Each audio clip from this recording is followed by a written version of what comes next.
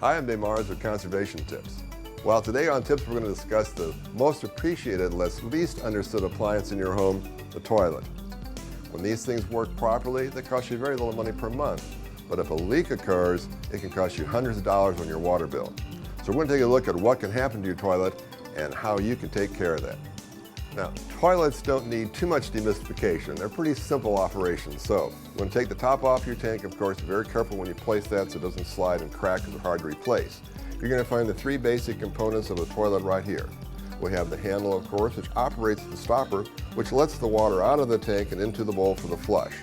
And then we have a valve here, which is designed with a float to fill this reservoir tank back up. Now, if any of these things are not working in concert, you might find something like this happen in the bowl. Now, this is exaggerated for illustration of this video, but it may be subtle, slower paced, what have you, but definitely that's a good place to look. If you saw your meter outside in the yard, it will be running like this, letting you know that there's a leak inside the home. So where do we start? Let's start with the stopper, because 60 to 80% of the leaks in a home start with that stopper.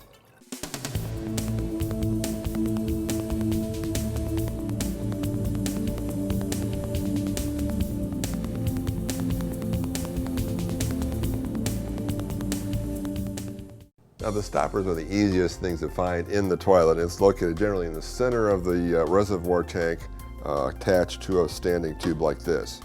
Now, what happens over the winter is the water comes in from the city water supply at very cold temperatures, and so that can actually, with a weakened stopper, cause it to warp. You can also have harsh chemicals. If you have some of those fresheners that you put in the tank, turn the water blue, well, they can also start eating away at your stopper, as this one has over time. You can see this warp occurs, and that's where the water is going to keep draining down into the bowl. Okay? They're pretty easy to replace, though. The key is here with this type here, there's two little stirrups. Basically undo the stirrups, and you can take that out very readily. When you do, you want to maybe take it down to the hardware store with you, though, because there are a variety of stoppers out there that you can choose from. And you make sure you get the right one. Now, when you take your stopper off, you want to make sure that you've got an idea how long this piece was from the old stopper, so that we know where to attach it to our handle. Now, handles also play in with this, because the handle holds the stopper up, it catches an air bubble, stays open for a while, the water drains, you have a complete flush. If the handle goes bad, though, and it starts drooping down into the reservoir tank like this, then it can actually cause the stopper not to close and cause water to run all the time. So if this has got any sort of odd action to it, you can very easily go again to the hardware store and get a replacement. They're very easy to put on. You can always do them with a hand tightening rather than any sort of a tool. Okay, now to determine if the valve is malfunctioning, it's pretty easy to do. It's sometimes, again, you might not be able to hear any hissing sound or water leak sounds, so take the top off your tank, take a look inside. We want to make sure that our water level when the toilet's filling up doesn't overflow into this pipe right here. That's going to cause it to run non-stop. And what happens is the valves get out of adjustment. This kind of valve here, you set the float to be below this overflow pipe. Well, maybe it works itself up over time, and you'll find that it's finally cresting that top and going down non-stop. If you have a toilet valve, something like this, which is pretty ancient, and you can see it's been bent a bunch of times, you've probably been there. Well, they fail. They tend not to rise high enough to shut the valve off. So that's why you see a lot of these kind of valves replacing them. Now, if you want to adjust this, you can sometimes lower the flow in such a way that when you flush it the next time, it doesn't fill it quite up to this point. That could be as simple a repair as you need. But if you find yourself adjusting that and adjusting that all the time, well, then it's time to put in a new valve. Now, if you go to your local hardware store or plumbing supply, you can find a variety of valves available to you.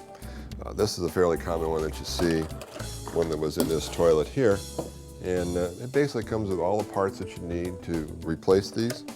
They're nice in that they can be adjusted up and down to fit the height of the tank, so if you want to lower a little bit to get less of a flow, you can. One improvement on the new valves you'll see is that this, rather than being a smooth rod that can go out of adjustment with that little clip down there you just saw, you have a screw mount here. So you screw it and it stays in place, so it'll stay there regardless of the activity. Now, if you're in a situation where your stoppers go out pretty often, which I'm not quite sure why they would, but if so, they make a toilet valve for that.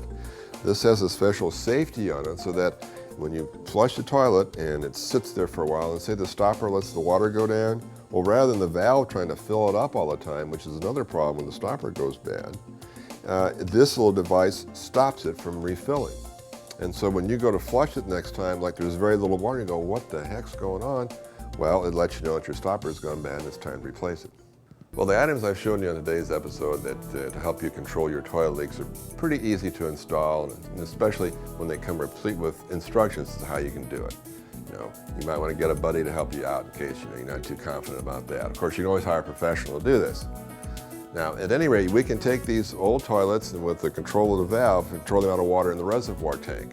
Now, if you have an old unit, a 5-gallon unit that you don't want to replace because it's the architecture of the bathroom or the tile floor or something, you don't want to put a new toilet in there, you can find online, you can find kits that will take that old 5-gallon of flush unit and make it into a low flush wonder.